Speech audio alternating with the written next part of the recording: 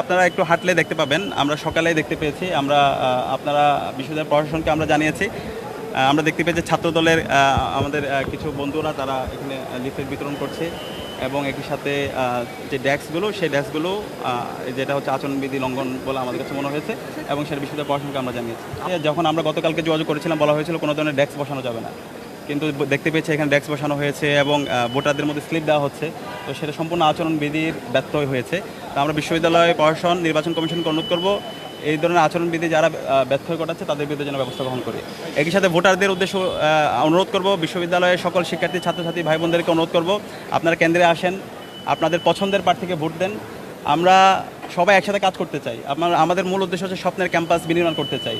তো সেই স্বপ্নের ক্যাম্পাসের যারা সহযাত্রী হবে, পথযাত্রী হবে, কম্পিটেন্ট সম্পন্ন লিডারশিপ সম্পন্ন নেতৃত্বকে আপনারা বাছাই করেন এবং আমরা আশা রাখছি সেই জায়গায় ঐক্যবদ্ধ শিক্ষার্থীদের উপর শিক্ষার্থীরা আস্থা রাখবে এবং শিক্ষার্থীদের ম্যান্ডেট পেয়ে আমরা ইনশাআল্লাহ তাদের প্রতিনিধিত্ব করার সুযোগ পাবো। আপনার জয় ব্যাপারে এটা হচ্ছে ইতিমধ্যে আপনারা একটু হাঁটলে দেখতে পাবেন, আমরা সকালেই দেখতে পেয়েছি। আমরা আপনারা বিশ্ববিদ্যালয় প্রশাসনকে আমরা জানিয়েছি।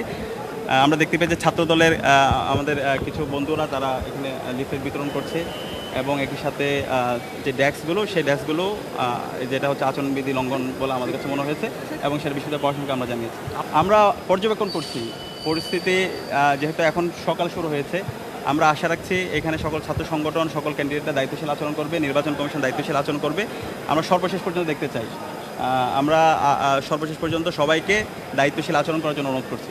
অব্যাহত আমাদের আইডিগুলোতে রিপোর্ট এবং হচ্ছে আমাদের আইডিগুলো বারবার লগ আউট হয়ে যাওয়ার কারণে আমরা বিশেষ করে আমার আইডিটা আমি ডিঅ্যাক্টিভেট করেছিলাম। আমি অলরেডি গতকালকে সাংবাদিকদের কাছে পরিষ্কার করেছি এবং আমাদের 3 জনের অলরেডি আইডি ডিজেবল হয়ে গেছে। আমাদের যিনি প্রকাশনা সম্পাদক পদে দাঁড়িয়েছেন সাজ্জাদ সোহেল খান, এখন পর্যন্ত আমরা আইডি উদ্ধার করতে পারিনি।